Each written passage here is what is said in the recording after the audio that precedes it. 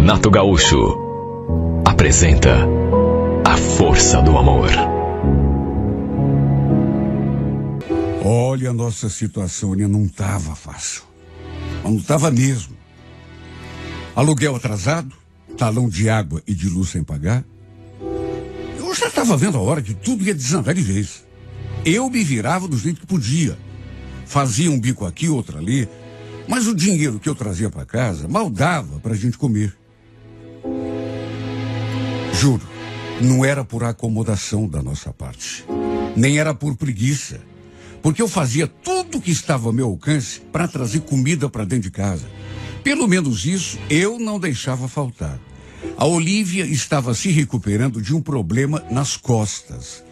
Havia parado de trabalhar porque, como ela trabalhava como diarista, ela teve de parar porque, enfim, eu também andei gastando muito dinheiro com remédio para ela, tratamento. Olha, se não fosse o meu irmão, que vendo a minha situação passou a me ajudar, eu sinceramente não sei o que teria sido de nós. Tínhamos um casal de filhos pequenos e eles eram a nossa maior preocupação. Meu irmão, inclusive, era padrinho do meu filho mais velho. O Marquinhos estava com 7 anos nessa época. O dinheiro que entrava, eu ia pagando as contas, fazendo o mercado. Só que chegou num ponto que se tornou uma bola de neve. Até para agiota eu já andava devendo. Olha, só Deus é que sabe o aperto. Eu sentia muita vergonha da situação, porque eu sempre tentei ser uma pessoa correta. Nunca gostei de ficar devendo nada para ninguém.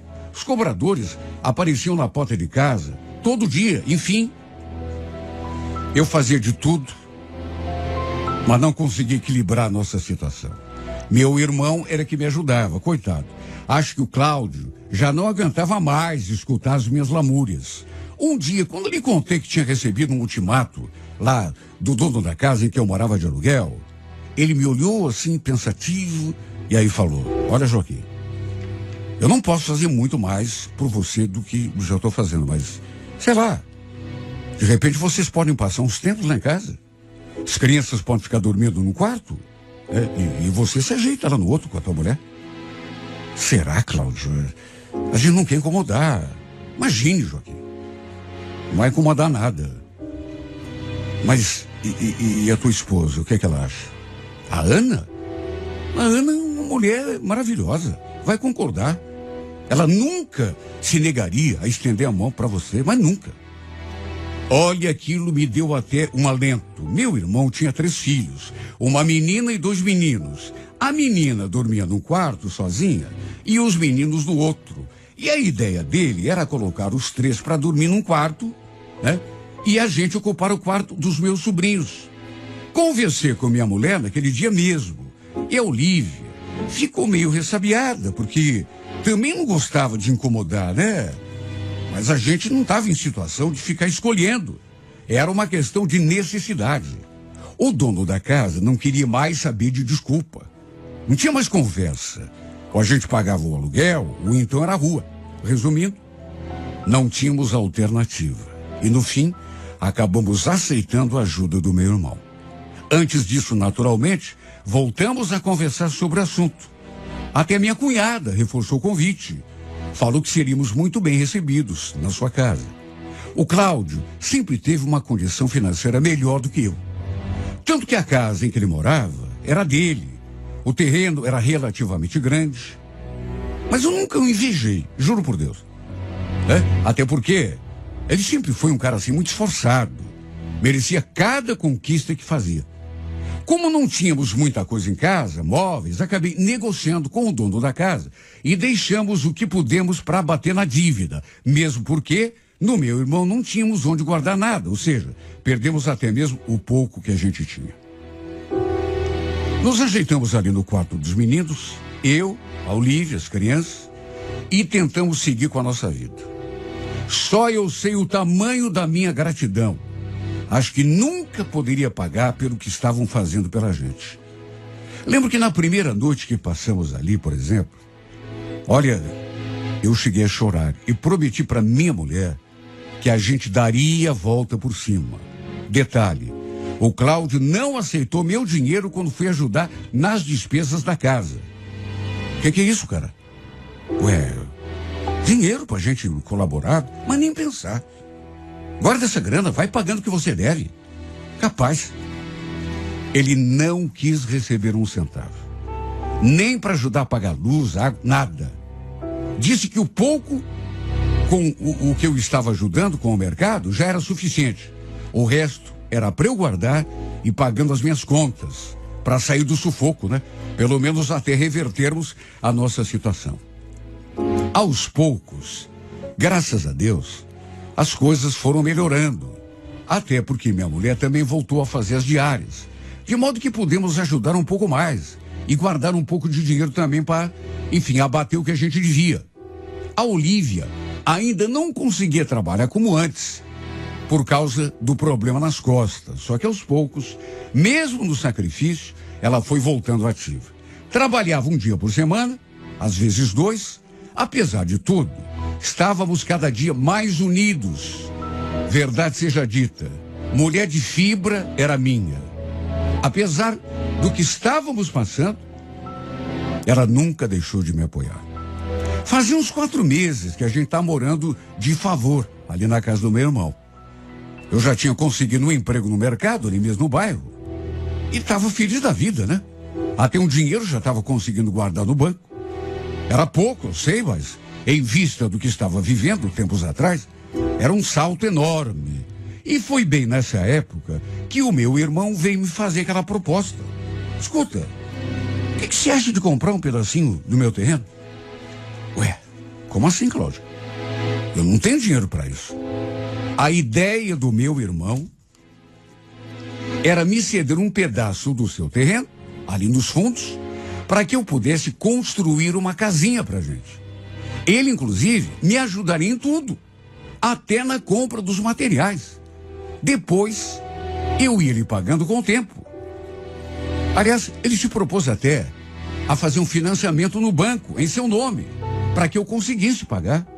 Olha, eu não soube nem o que dizer, viu? Só mesmo o irmão para fazer isso. Conversei com a minha mulher e senti que ela ficou assim meio esquisita.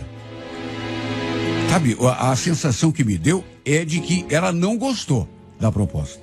Tanto que não se animou muito. Só que aquela proposta, pelo menos na minha cabeça, era irrecusável. Eu até perguntei, mas que cara é essa, meu bem? Até parece que você não ficou feliz? Ela ficou em silêncio um tempo, até que suspirou e falou: Joaquim, faz o que você achar que deve. Olha, eu achei muito estranha aquela reação dela, mas enfim, acabei aceitando a ideia do meu irmão. Seria louco se não aceitasse, né? O problema foi que desde que tive essa conversa com a Olívia, eu senti que ela mudou o comportamento. Até comigo ela mudou. Sabe, passou a viver quieta, pelos cantos. Já quase não conversava comigo quando eu puxava assunto. Sabe quando você pergunta uma coisa, comenta alguma coisa e a pessoa parece que não ouve? Só te olha e não abre a boca? Sei lá, parecia que alguma coisa a estava incomodando. Ou então, ela não tinha aceitado muito bem aquela ideia da gente construir uma casinha ali nos fundos do terreno do meu irmão. Só que se fosse isso, vamos convir, né? Não fazia sentido. Quando na vida que a gente teria outra chance de termos o próprio cantinho? Eu tentava conversar com ela, mas ela falava que não era nada, era coisa da minha cabeça. Mas eu conhecia a minha esposa. Tinha certeza de que alguma coisa andava incomodando. Até minha cunhada, para você ter uma ideia, já tinha notado. Tanto que um dia ela veio conversar comigo. Olha, Joaquim, eu sei que não tem nada a ver com isso, mas tá tudo bem entre você e a Olívia? Falei que sim. Aí, quis saber por que ela estava perguntando aquilo. E ela respondeu: sei lá, tô achando ela diferente, tá esquisita comigo. E também tô vendo que vocês estão meio distantes um do outro. Imagine, até minha cunhada já tinha notado. De qualquer modo, o tempo foi passando Começamos a construir a nossa casa, ali nos fundos. Meu irmão fez um financiamento lá no seu nome para que eu pudesse começar a comprar os materiais. O financiamento, é claro, seria eu que ia pagar. Aos poucos, fomos erguendo parede por parede. Pelo fato de só podermos tocar a obra final de semana, quando dava, mesmo porque eu também trabalhava no mercado, até final de semana, tudo foi muito lento. Mas o que importava era que pouco a pouco dava para ver o progresso. Um domingo, lembro que eu estava de serviço no mercado, só que não estava me sentindo bem, estava com uma dor terrível de estômago. Aí conversei com o meu superior e consegui que ele me dispensasse. Antes passei na farmácia, já peguei um remédio e fui para casa. Quando eu trabalhava no domingo, o meu irmão ficava lá, mexendo na casa que a gente estava construindo, né? Ia fazendo o que dava, mesmo sem a minha ajuda. Até porque sozinho era complicado, né? Então eu pensei em chegar e, mesmo me sentindo meio disposto, ajudar no que fosse possível. As crianças estavam brincando ali fora. Quer dizer, apenas o meu filho mais velho e o meu sobrinho do meio. As outras crianças não estavam em casa. E eu sei disso porque entrei e não vi mais ninguém. A casa, aliás, estava no maior silêncio. Dali da sala, chamei pela Olívia. Aí, ouvia-se um barulho no quarto em que a gente estava instalado. Me aproximei da porta, abri, e a Olívia estava sentada na cama, olhando na minha direção. Só que, sei lá, ela estava com o rosto assim, do semblante meio esquisito, pálida. Parecia até que, em vez de me olhar, estava vendo um fantasma. Eu então perguntei: tá tudo bem, Olívia? Claro que tá. Por que não estaria? Ela logo saiu ali do quarto. Vi que a janela estava aberta. Me troquei, depois fui conversar com ela de novo. Perguntei do meu irmão, da Ana, do nosso outro filho. E ela então falou que a Ana tinha ido à casa da mãe dela e levado as crianças. Só os dois que estavam lá fora não quiseram ir. Já o Cláudio, segundo ela, devia estar lá nos fundos, mexendo com a casa. Repito, ela estava tão esquisita, parecia nervosa. Nem perguntou o que tinha acontecido para eu ter voltado para casa tão cedo. Na verdade, nem conversou comigo. Desde que meu irmão propôs a gente construir aquela casa ali nos fundos, que ela andava desse jeito, sabe? Estranha, arredia. O Cláudio realmente estava lá fora. Mas não estava mexendo com a casa, apenas olhando uma coisa aqui, outra ali. Eu até perguntei se a gente ia mexer com a obra, mas ele falou que não, que estava com um pouco de preguiça e aproveitar para descansar. Conversamos bem pouco, na verdade, e ele entrou. Mas sabe quando você percebe que a pessoa tá estranha? Não só minha mulher estava estranha, meu irmão também. Até que à noite, quando estávamos nos preparando para dormir, a Olívia, que continuava também com aquela cara esquisita, entrou naquele assunto. Joaquim, você não acha que já está na hora da gente arrumar um canto só pra gente? Um canto só pra gente? Mas como assim, meu bem? Do que você está falando? Nossa casa está quase pronta. A gente vai morar aí nos fundos. Ela começou a balançar a cabeça assim de um lado para o outro, dando mostras de que estava muito contrariada. Perguntei: escuta, Olívia, o que está acontecendo, hein? Por que você está agindo desse modo, assim, principalmente agora que a nossa casa está quase pronta? Parece que você está infeliz em vez de ficar contente. Em vez de responder, estranhamente, para minha surpresa, ela começou a chorar. Sabe, eu achei aquilo tão... Até as crianças, que estavam deitadas no colchão ali do lado, ergueram a cabeça e olharam assim, para ela, para verem o que estava acontecendo. O que está ouvindo, Lívia? O que está acontecendo? Por que você está chorando por quê? Foi aos prantos que ela respondeu. Não é nada, Joaquim. Eu só quero ir embora daqui. Vamos procurar um outro lugar pra gente, por favor. Vamos viver em paz. Só eu, você e as crianças. Mas, Olívia, o que está havendo com você? Você não está em paz por quê? Me explica para eu poder entender.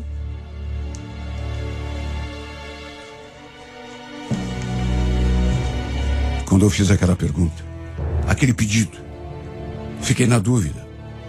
Se ela deixou escapar, se falou sem querer, no impulso, ou se realmente quis me contar. Só sei que fiquei de cara no chão quando vi aquilo. Não quero ver nenhuma tragédia acontecendo nessa casa. Eu não quero ver irmão contra irmã. Vamos embora, Joaquim. Pelo amor de Deus. Olha, eu escutei aquilo e a sensação que eu tive foi de ter levado um choque. Como assim, Olívia? Que conversa é essa de tragédia, de irmão contra irmão? O que você está querendo dizer com isso? Ela continuou chorando. Na verdade, seu choro se tornou ainda mais compulsivo. Não é nada, Joaquim, não é nada. Eu só quero ir embora daqui. Pelo amor de Deus. Minha cunhada deve ter escutado o choro da Olívia. Até porque naquelas alturas a gente já estava falando num tom de voz assim alto. Tanto que ela bateu na porta perguntando se estava tudo bem. Falei que não era nada. E me voltei para minha esposa, que continuava chorando, daquele jeito, desesperado. Olha, só eu sei tudo o que passou pela minha cabeça. Ainda foi preciso esperar algum tempo, até que ela me contasse finalmente o que andava realmente acontecendo. O motivo de ela não querer continuar morando ali na casa do meu irmão. Nem na casinha dos fundos que a gente estava construindo. Antes de me contar, ela me fez jurar que eu não ia fazer nenhuma besteira. Que primeiro pensaria nos nossos filhos e na nossa família. E aí confessou. Teu irmão não me dá sossego, Joaquim. Ele não para de dar em cima de mim. Você está brincando comigo. Mas que brincando, Joaquim? Você acha que eu ia brincar com uma coisa dessa? Mas que palhaçada é essa? Eu falei aquilo e já fui tomando o rumo da porta. Atrás do meu irmão, Cláudio. Naturalmente que atrás do meu irmão, para tirar satisfação com ele. Mas ela me segurou. Joaquim, você prometeu, pelo amor de Deus. Pensa nos nossos filhos antes de cometer uma besteira. Não vai adiantar nada. Olha, eu fiquei desatinado. Quando eu ouvi o que essa mulher me contou, eu fiquei desatinado. Segundo ela, já fazia tempo que o Cláudio andava cercando e fazendo propostas. Não quis entrar em detalhes, só que convenhamos, né? Nem precisava. Ela jurou que nunca tinha acontecido nada entre os dois. Mas que, se não fosse pela sua resistência, já teria acontecido há muito tempo. E ainda disse que não tinha me contado antes, pelo medo que tinha do que pudesse acontecer. Só eu sei o estado em que eu fiquei. Bom, depois disso, é claro que não tinha mais condições de continuarmos morando ali. Olha, eu juro, se fosse outro homem e não o meu irmão, eu acho que teria matado. Mas pensei na família, no fato de sermos irmãos, principalmente nas crianças, e resolvi sair de cena sem criar atrito nenhum. Minha mulher me implorou, pediu para os nossos filhos que eu não armasse nenhuma confusão. Mesmo assim, isso não podia ter deixado de fazer. Eu fui lá conversar com ele, mas fui mesmo.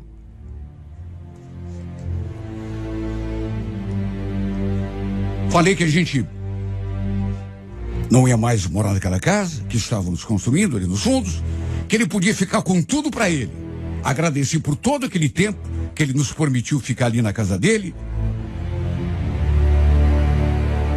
E fiquei olhando nos seus olhos firme para ver se ele dizia alguma coisa.